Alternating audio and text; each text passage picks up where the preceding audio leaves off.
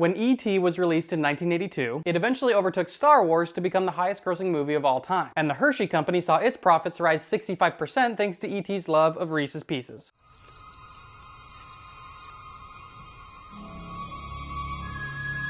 But E.T. wasn't a big action movie or prestige film. At its core, the story is about a young boy going through some of the common experiences of childhood. His parents are separating, he doesn't have a lot of friends, and he's being forced to grow up faster than he feels ready for. But director Steven Spielberg approaches these topics that he experienced himself as a child by asking, what if that boy met an extraterrestrial that was experiencing something similar? What if we used a literal alien to tell a story about feeling alienated? We're talking all about it this week in Caden's Movie Club. Spoilers ahead, so if you haven't seen it, beat it. Spielberg's own parents got divorced when he was a teenager, and the theme of broken family relationships has shown up in many of his movies. Another theme that Spielberg seems fascinated with is aliens, and he's even recently made another alien-themed movie that's releasing next month. But what's really interesting is that with all these movies, he's combined those two concepts, broken families and aliens. In Close Encounters, the main character neglects his family after becoming obsessed with aliens. In War of the Worlds, a father is looking after his kids that he has a strained relationship with when aliens attack. In Kingdom of the Crystal Skull, Indiana Jones reunites with the woman he loves and discovers a long-lost son. And in E.T., a young boy is adjusting to his parents' separation when he befriends an alien. And this has an even deeper connection to Spielberg's own experience because in the wake of his parents' divorce, he actually had an imaginary friend that was an alien. He said that the alien served as the replacement for the father he felt he'd lost. But E.T. also provides a lot more of the alien's perspective than Spielberg's other movies. The story starts when a spaceship lands on Earth. The aliens seem to be gathering samples of Earth's plants, but one of them wanders off a little too far. A group of humans approach the aliens, so they escape in their ship. And in the process, they are forced to leave one of their own behind.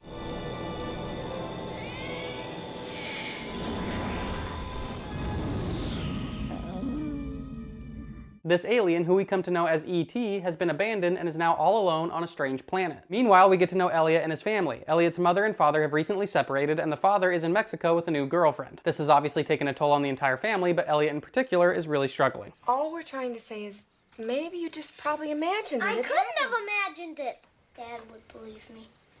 On one hand, he's not quite old enough to comprehend the situation as much as his older brother does, but he understands enough to be affected a lot more than their younger sister. He's caught right in the middle where he really misses his dad and takes that frustration out on his mom.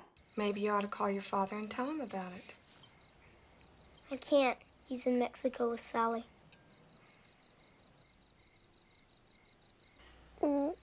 Where's Mexico? It's also clear that Elliot doesn't have a lot of friends. The other kids we meet are all his brother's friends. And all of these experiences are forcing Elliot to grow up. Damn it, why don't you grow up? Think how other people feel for a change. These aspects are communicated in really clear ways, so we know exactly what Elliot's dealing with, but they never take over the story. And I think that's because Spielberg wanted to give just enough context that the audience, especially kids who may be going through similar things, could see themselves in Elliot. Not all of us will know what it's like to have divorced parents or to not have friends, but I think most of us have at one point or another known what it's like to feel alienated. To be alienated is to feel isolated or detached. It can come from being lonely or feeling like an outsider. It can feel like you don't connect with the people around you or from the loss of a strong relationship. And so it's no coincidence that when Elliot meets E.T., this little alien has just experienced that same thing.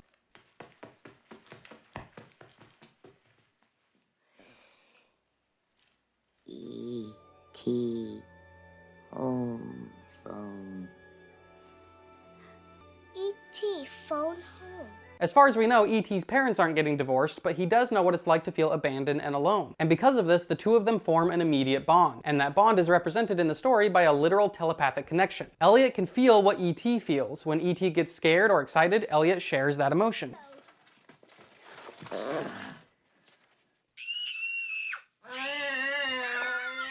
It's so intense that when E.T. happens to find some beer in the fridge, it has consequences for Elliot at school.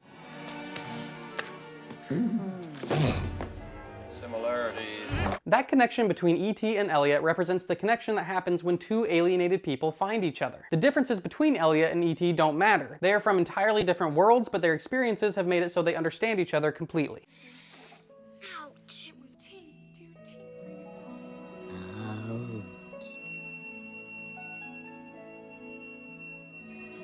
And just like most of us will know what it's like to feel alienated, I think most of us have also had moments where we felt this, where despite our differences, we connect with someone because of a specific shared emotion. It's a funny irony that Spielberg uses an alien to highlight a fundamental human experience. But the movie continues to sprinkle moments throughout the story that remind us that Elliot's pain has not gone away, like when he finds his dad's shirt and memories come flooding back, or when E.T. listens to the mom reading Peter Pan to Gertie, a story about a boy who's afraid to grow up. But E.T. has provided Elliot with the hope he needs to set these feelings aside.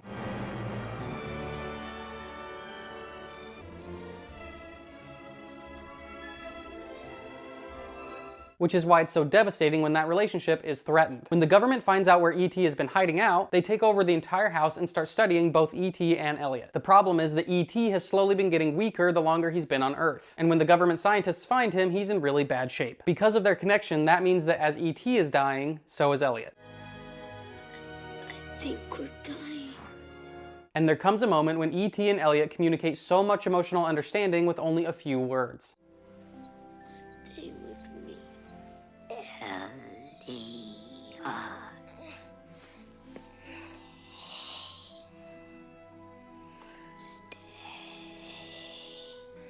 As Elliot is begging E.T. to stay with him, E.T. says the same thing back, but he means something different. E.T. realizes he's dying and refuses to bring Elliot with him. When he tells Elliot to stay, he means that Elliot needs to stay here on Earth. So he detaches from their telepathic connection.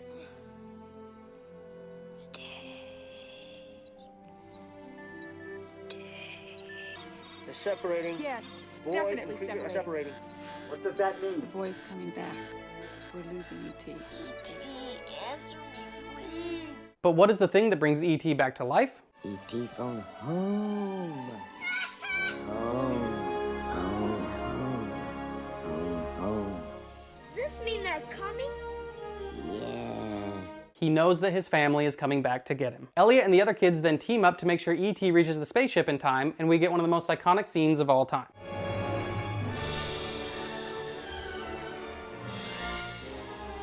And then we come to the most important scene in the movie. You might think that after all they've been through, E.T. and Elliot might want to stay together, but they don't.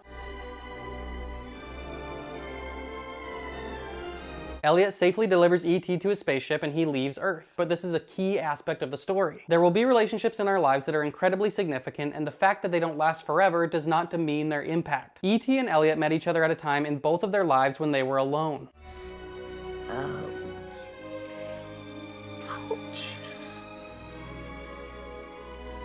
They found each other and formed an unbreakable bond. When the time comes for E.T. to leave, it's a signal that it's time for Elliot to move forward as well. Come. Stay. Elliot has reconnected with his mother, he's started to make friends, and he's ready to embrace the process of growing up. And that's all thanks to the time he spent with his friend, even if it was just a short time. I'll be right here.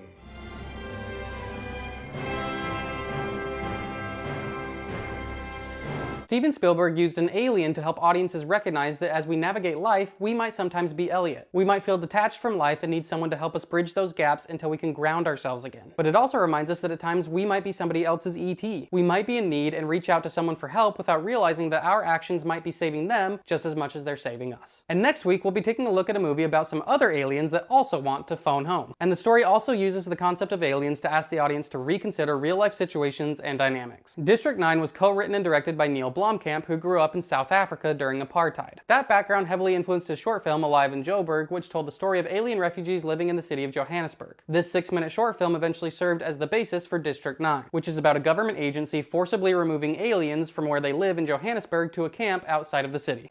Agents, open the door, please. Open up. Always hold your badge up. Hello. Okay.